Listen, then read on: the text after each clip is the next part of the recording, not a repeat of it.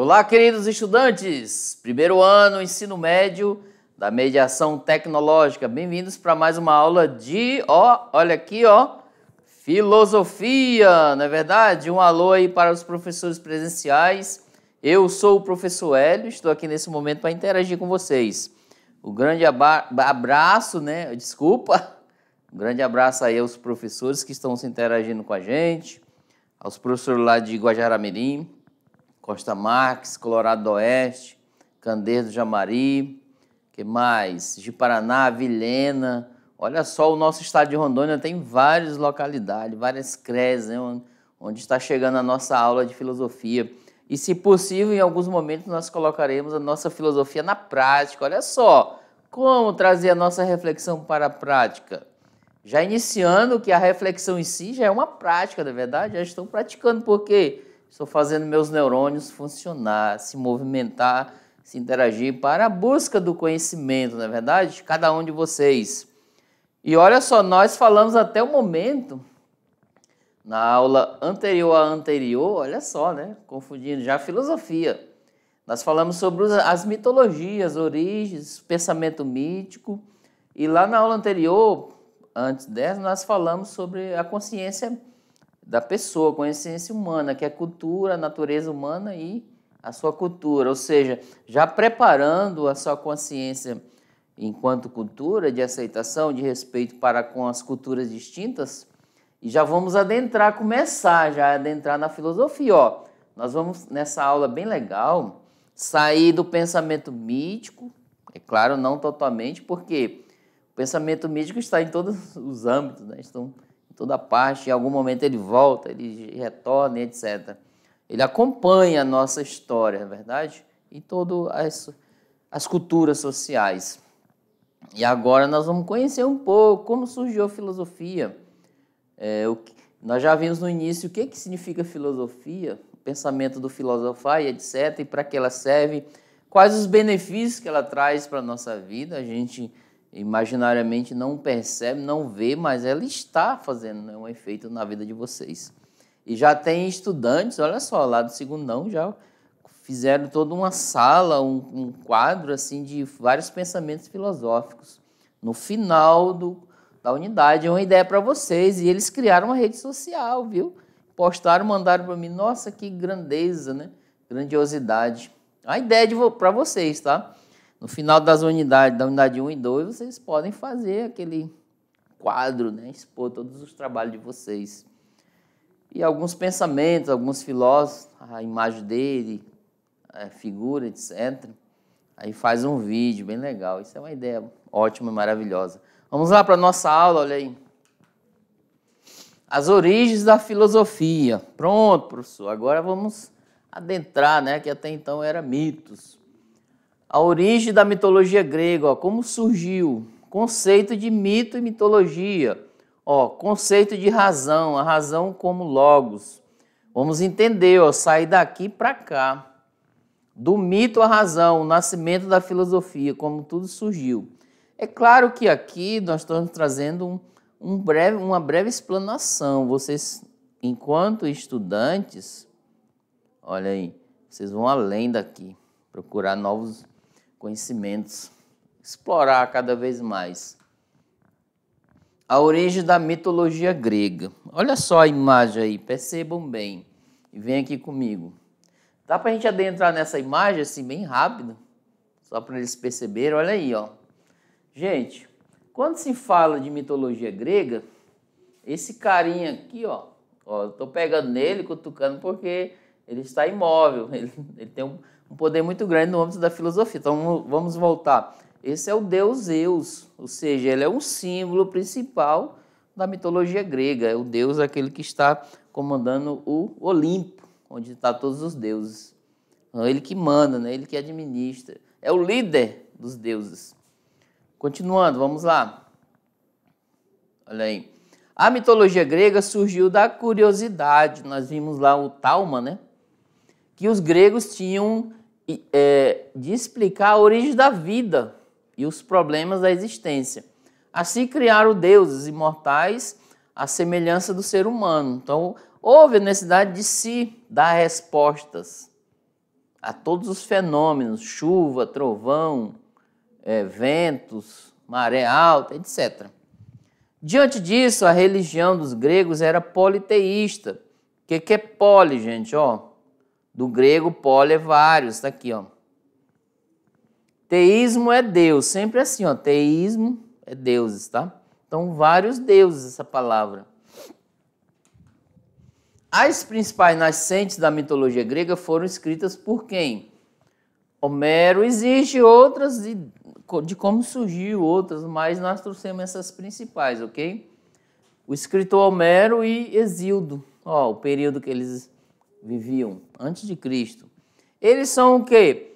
Autores de obras importantes para o pensamento mítico, que influenciaram a formação da sociedade e cultura grega. Nós não falamos na aula anterior, vem aqui comigo. A consciência do pensamento, a consciência através da natureza humana e da cultura, ou seja, vamos criar uma consciência daquilo que está formado dentro da sociedade, ou seja, a identidade em si. E nesse período era a consciência mítica até então. Então esses dois, existem outros escritores, outras pessoas que oralmente ele estava em praça pública e falava sobre os mitos. Eles iam falando e se tornou diversificado dentro da sociedade grega naquela época. Então vamos lá, construir essa identidade deles. Vamos verificar. Obras de Homero. Ó, a Ilíada, que é um poema considerado o mais antigo da literatura. São 15.693 versos que narram os acontecimentos do último ano da Guerra de Troia. Inclusive virou filme, tá? Vocês podem assistir, baseado na obra de Ilíada. E o Homero também tem a Odisseia, que são 24 cantos que narram a viagem de volta do herói grego Odisseu, que é Ulisses, né, da Guerra de Troia. Ou seja, ó, aí tem dois momentos. A guerra, o período, né, escrito de Homero sobre a Guerra de Troia, e as narrativas através de músicas, de versos, poemas, etc., da volta dele de Ulisses à guerra. Então, nessa perspectiva, se vocês conseguirem assistir esse filme, A Guerra de Troia, vocês vão entender mais ou menos como que Homero descreveu aquela história. Então, os mitos já começaram a partir daí. Será que esse momento da história aconteceu ou é um mito, uma lenda? Cabe cada um de vocês já pesquisar, não é verdade? Já ir além. Olha só, já tem assuntos para vocês pesquisarem. Como surgiu a filosofia, como funciona a consciência humana, a consciência mítica, consciência da razão que nós vamos ver hoje. E será que a Guerra de Troia realmente aconteceu ou é só uma mitologia? Olha lá, vamos lá, voltando. Agora o Hesíodo. O Hesíodo tinha como principal obra a Teogonia, fala das origens do mundo dos deuses. Na aula anterior nós vimos o que significado dessa palavra. Teo é Deus, ó, do grego. Na filosofia, gente, vocês lembram que nós falamos, vocês já tem aí no seu diário de bordo o vocabulário filosófico, né? Já vão colocando essas palavras lá, tá? Aqueles que montaram aí um diário de bordo e tem um livrinho, uma agendazinha, ó, já escrevam.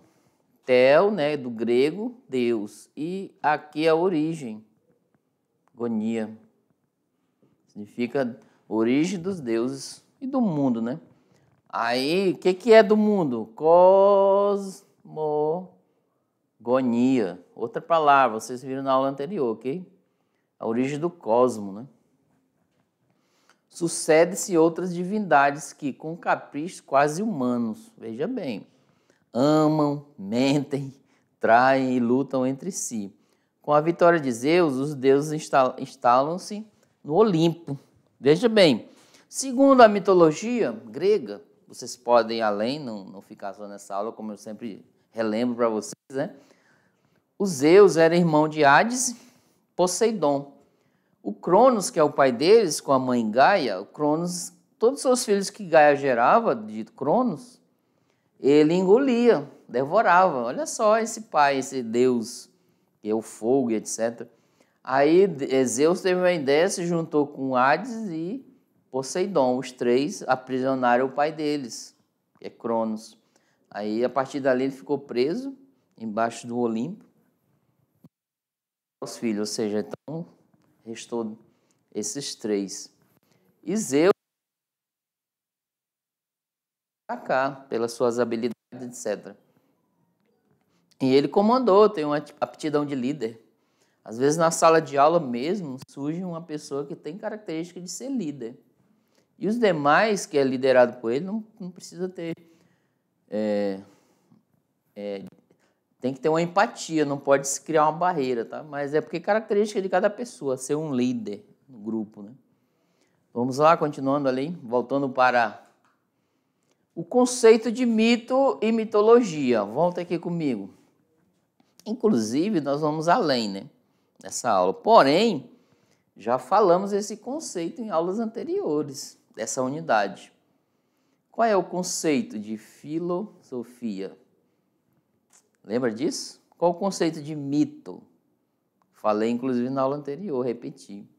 E qual o conceito de mitologia? Isso tem diferença? Quais as distinções que há entre eles? Mito. Parece que tem tudo a ver, né? Olha só. Mito e logia. E aí?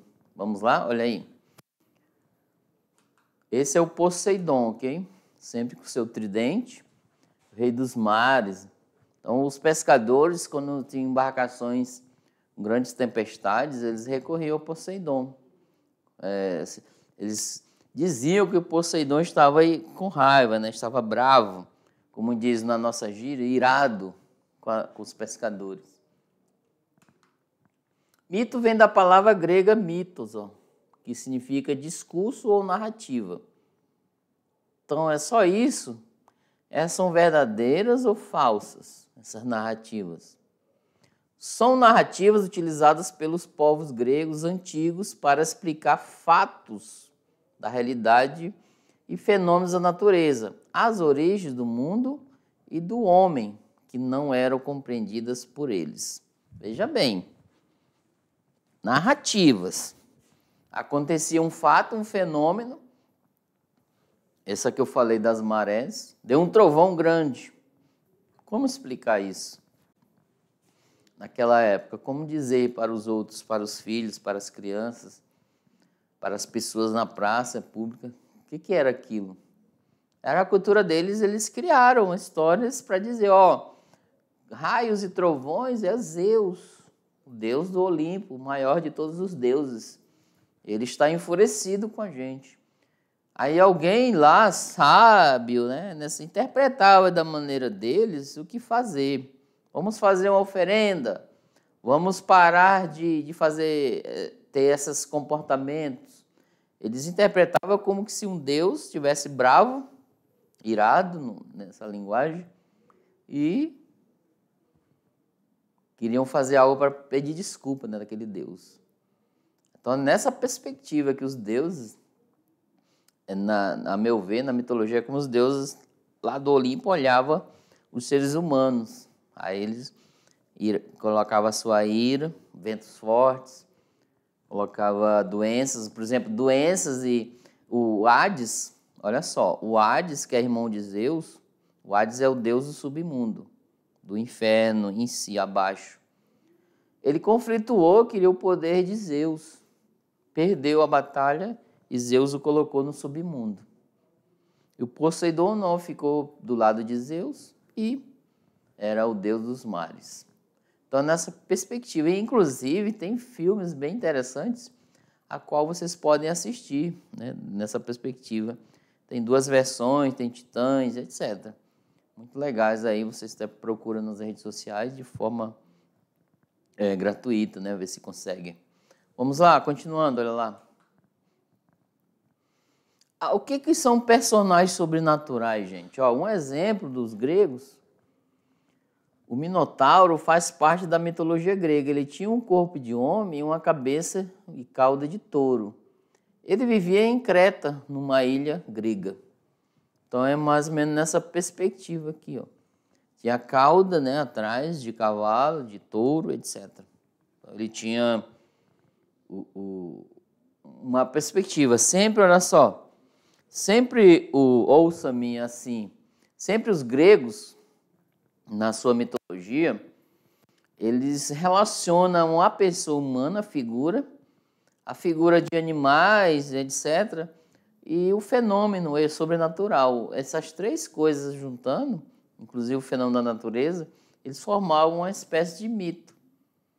Inclusive, os mitos eles têm agilidade, têm agressividade, etc. Alguns, né, e muitos, têm uma imagem, até assim, no âmbito do belo e o feio, né, a questão do feio. Por exemplo, o ciclope, aquele que tem um olho na testa, etc. São imagens que às vezes tem pessoas que não gostam nem de assistir, mas era deles, era comum isso. Agora vamos ver o nosso brasileiro, olha aí. Trouxe um para a gente verificar. Na nossa cultura brasileira, temos o Saci. Ele é um personagem bastante conhecido do folclore brasileiro. Dizem que sua origem foi entre os indígenas da região das Missões, na região sul do país. Ó, podemos destacar mais algum, ó, o boto cor-de-rosa, a Iara, o que mais? Pode colocar mais aí alguém. Caipora, conhecido também como Pai da Mata, e etc. A nossa folclore, ó, personagem. Eu trouxe para a gente se destacar um pouco, não só ficar nos gregos, nessa perspectiva, ok? Explicação da realidade ou dos fenômenos? Está aqui, ó. É uma pergunta. Tem como objetivo dar uma interpretação e uma explicação às coisas que acontecem na realidade vivida pelo homem. Os mitos também assumem o formato de lendas. Está aí, ó. Houve um momento que uma pessoa perguntou-me: esses mitos lendas? São distintos? Mais uma para vocês colocar no vocabulário e pesquisar. Então descubra aí o que significa lendas, o que significa mitos e mitologia e folclore. Essas palavras. Então descubram e coloquem no seu vocabulário. Anota aí: mitos, mitologia, lendas e folclore. Então olha só, vocês vão poder responder. Então houve uma discussão, né, entre eu e ele sobre isso. Mas ali está o texto afirmando algo, né, onde vocês podem perceber e já discorrer sobre a situação, né, sobre essa dúvida. Vamos lá verificar novamente esse texto, olha aí. Ó, os mitos também assumem o formato de lendas, gente. Então, o que tem em comum? O que eles são? Vamos usar um exemplo? Verifica-se um exemplo bem interessante para a gente conhecer. Olha lá. Um exemplo. Pergunta: por que o vento sopra? E aí? Vocês já se perguntaram para os pais? Porque nessa região, no nosso estado de Rondônia, no interior principalmente, a gente vê ventos fortes no período agosto, setembro, tem aqueles ventos fortes, certo? E outros períodos também, mas é mais nesse período. As árvores, vocês percebem o vento porque as árvores elas se mexem, né? Elas balançam bastante e algumas até caem. Né? Você vê na mata, né? Dá para ouvir os estralos, ela caindo. Ou seja, por que sopra esse vento tão forte? Que resposta eu posso dar? Hoje em dia nós temos a ciência, claro, uma explicação, a meteorologia, etc. Mas se porventura você está lá no mundo grego, lá nesse meio, antes de Cristo, 4 anos, 6 anos, né? Antes da filosofia, 7 anos antes de Cristo. 7 mais 2 vai dar o quê? 9 anos. 9 anos atrás. 9 mil anos, tá? Por favor. Imagine só. Antes de Cristo, aí você quer dar uma resposta. Ó, seus filhos perguntam, deu um vento forte, soprou e destruiu bastante, né, a nossa mata ali, o nosso sítio, chácara, pomar, etc. Caiu muitas árvores. Por que o vento sopra? Vamos lá colocar uma ideia, olha aí, da mitologia. Ó. Porque o Eulo, né? Eulo é o deus do vento, ele está enfurecido, veja bem. Aí, gente, nas comunidades tradicionais, aí os meninos podem escrever meio ruim aqui, um ó, tá? Vocês podem já enumerar por que dá aquele vento forte, qual é o deus, né? Qual é? Aqui eu coloquei o Eulo, né? Mas podem trazer da mitologia grega, nórdica, romana, mitologia indígena, quilombolas, africana, etc. Quem é o deus dos ventos? Manda aí pra gente. Então, essa é uma resposta desse fenômeno do vento no âmbito do mito, ok? O outro exemplo, por que troveja? Exemplo, ó, antes, né, de começar os relâmpagos e trovões, você já vem o vento. Aí depois do vento vem o trovão grande. Imagina você ainda tá lá, tá? Lá na Grécia Antiga. Se coloque no local lá, vamos se posicionar todo mundo aí. Essa é só a sala de aula, essa mesmo. Você está naquele mundo anterior. Que resposta vão dar para você ou você poderia dar para alguém? Qual a resposta? Por que trovejou? O que está acontecendo? Você ainda não tem o conhecimento da ciência lá, ok? Porque se tivesse, você explicaria no âmbito da meteorologia. Agora só tem uma ideia, eu quero gerar algo, eu quero dizer, ó, por causa disso e daquilo, etc. Vamos usar um exemplo, Lei? Porque Zeus está encolerizado, ou seja, enfurecido também, está bravo, etc. Começa a soltar os trovões. Se fosse na mitologia nórdica, seria o deus Thor. Se fosse na mitologia indígena, seria o deus Tupã. Olha só que legal. Você já coloca aí no seu diário de bordo, no seu caderninho, na sua agenda, essas palavras, esses vocabulários já para montar. Porque vocês vão poder, quando estiver dialogando com alguém, já poder conhecer e saber, olha, é por causa disso, daquilo, etc. Ok? Então vamos lá. Agora vamos conhecer um pouco o que significa mito e mitologia, apesar de que nós já falamos, mas vamos além. O mito está aqui, ó, o significado. É uma narração imaginária que envolve deuses, semideuses e fenômenos naturais. Então falamos muito, podemos até repetir cada vez mais. Olha, os mitos é uma narração imaginária, vai explicar um fenômeno que envolve uma pessoa, animais, etc. E o sobrenatural. Logo, olha só o raciocínio. Logo eu tenho capacidade de criar um mito, não é verdade? E aí, você já criou o seu? Lembra que é o nosso extra classe desse ano? Vocês vão consultar, pesquisar ou entrevistar uma pessoa da sua comunidade bem antiga. E se ela tem algum mito que ninguém conhece ainda, ou pode ser conhecido.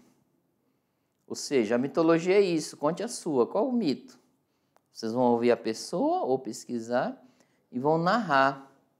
Depois passa limpo numa redação ou fazer um vídeo e mandar para nós. A gente assistir e aplaudir vocês, né? Nessa perspectiva de trabalho. É para vocês ficarem adentrados, não é para você viver somente a vida de mitologia, ok? Imaginário, não. Pra gente. E os mitos atuais, gente, quais são? Será que temos, né, hoje na tecnologia, vários mitos, criando situações irreais, etc. É de se pensar, ó, uma mitologia avançada, contemporânea. Quais são? Vamos lá? Conhecendo, ó. Então, você já sabe o que é mito, reforçou o que já sabiam. E agora, se mitos é uma narração imaginária, o que é mitologia? Está aqui embaixo. A mitologia refere-se tanto ao estudo dos mitos quanto ao conjunto deles. Então tá aí. Professor, eu posso ser, olha só a pergunta, eu posso ser um mitólogo? Pode, você vai pesquisar sobre os mitos. Que no caso, não, no âmbito da filosofia, é o antropólogo. É cultural isso. Se é cultural, vamos pesquisar, vamos entender as várias lendas de várias comunidades tradicionais, inclusive rurais também, porque vocês não deixam de ter as suas histórias, suas narrações, que é passado de geração em geração. Quer ver? Façam a prova disso. Pergunta dos seus pais, dos seus avós ou bisavós. Pergunta dele alguma história que veio, né, de geração em geração, que os pais, avós deles contaram para eles. E até já alguém, né? Opa, tem alguém já falando aí. Continuando aí, ó. Então, a mitologia é o conjunto. Por exemplo, isso aqui tudo é uma mitologia. Ó. É um conjunto de mitos, ou estudo dos mitos. Pode se traduzir nessa perspectiva. Agora, vamos lá. Veja bem, o professor está aqui, ó. Vamos adentrar aí na nossa sala, né? A janela, tá aqui, ó. Janela do conhecimento filosófico. Gente, esse quadro a gente traz para mostrar para vocês alguma curiosidade da aula que envolve. O professor Hélio fica aqui, ó, sentado, refletindo. Claro que tem as práticas, tá? Eu não vou ficar só aqui. Aí eu pego esses livros aqui e vou ler alguns. Aí eu pego uma curiosidade que envolve. Aqui é a janela do conhecimento filosófico. Aí eu vou abrir essa janela bem aqui, eu aperto. Vamos lá. Tá aí, ó, abri ela. A expressão, vocês sabiam que a expressão narcisista surgiu a partir de um mito? Mais uma para vocês, ó, pesquise sobre esse mito. Vocês vão entender. Só um spoiler que eu vou dar para vocês. Uma dica. Aqueles que acham a lindeza e se amam propriamente, vai entender a história a partir desse mito. Esse nome, essa palavra, ela surgiu a partir de um mito. Então vocês vão já anotar no seu diário de bordo, no seu calendário, no seu vocabulário aí, no seu caderninho. E vão pesquisar sobre esse mito. Então vamos lá voltar, olha aí. Conceito de razão. Gente, ó, vem aqui comigo. Pronto. Nós falamos muito sobre a mitologia, esse pedaço da aula também. Agora vamos fazer a transição. A transição da razão, do mito para a razão. Como que aconteceu? Como é que funciona isso? O que é a razão? Você sabe o que é a razão? Manda aí pra gente. Mais uma palavra para vocês, ó, no vocabulário, razão. O que é isso? Porque a razão, elas são usadas, a palavra em si ela é usada em vários momentos. Há uma discussão aí na sala de aula, um exemplo. Aí você acha que está certo, o teu colega também. O professor presencial ou a gestão da escola vai ouvi-los e vai dizer, ó, fulano tem razão, fulano não tem razão. Isso é um uso da palavra razão, ok? Então é nessa perspectiva, aquele tem razão ou não tem. Mas nós vamos no âmbito filosófico, o que é a razão? É o vários sentidos da palavra razão, ok? Então vamos lá conhecer. Ó, aqui eu trouxe uma imagem ilustrativa, o cérebro, que aí ele está na razão, e eu trouxe o coração. Inclusive tem uma frase de Blaise Pascal, da Idade Média, moderna ali, a transição, ele diz que às vezes no coração tem razões, olha o que ele disse, não é, que a própria razão desconhece. O coração, viu? O que é razão, gente? Tá aqui, ó, um estudante do primeiro ano, coloca aqui, ó, primeiro ano, indagando. O que é razão? A dúvida. Isso não só para as meninas não, tá? Os meninos também. Razão, nos seus significados, é a faculdade de conhecimento intelectual próprio do ser humano. Olha só, gente. Então, razão é a faculdade de conhecimento. Fica aqui. É um entendimento em oposição à emoção. Olha aqui.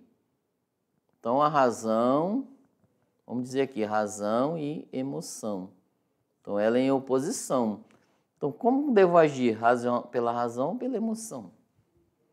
É a capacidade do pensamento dedutivo, gente. Eu coloco deduções. Eu deduzo que vai acontecer isso. realizado por meio de argumentos e de abstrações, aquilo que eu abstraio aqui, ó, pelos sentidos.